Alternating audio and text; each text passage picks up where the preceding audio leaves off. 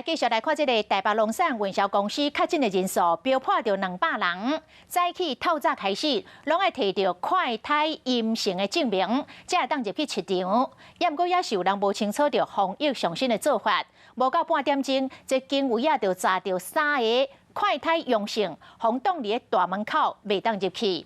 另外，这个罗南就北运输的过程，恐惊会互这个团破链愈拖愈开，所以中华溪湖果菜市场特别设一个台北农产运销公司的专区，加强来清销。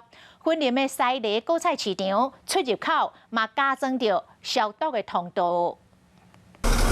天未光，全台湾各地菜市轨迹已经送到北龙的拍卖市场。不管是货车、机车、电动车，想要去到市场，爱先过一关。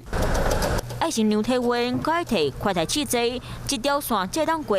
不过嘛是有人虽然摕快筛，嘛是防退货未当入去。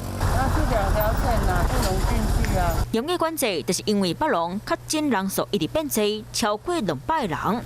今仔日开始，快筛阴性才当要去市场，都有人烦恼会摕旧的快筛试剂互人看。拿到中央的货以后，那他就会看出那个批号或者是那个品牌，那他就会以认这个为主，所以应该是会先发给他，要以这个的筛检才可以做进来的依据。北龙逐工买卖进货量爱1-2千吨，各路人上北咧送货，就惊无形病毒对咧走。中华溪湖果菜市场设北龙专区。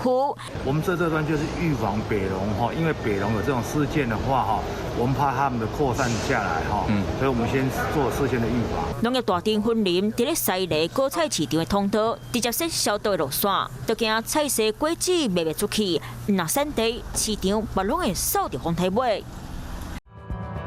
想要获取更多新闻资讯，想要看到主播最新的动态，赶快订阅华视 YouTube 频道。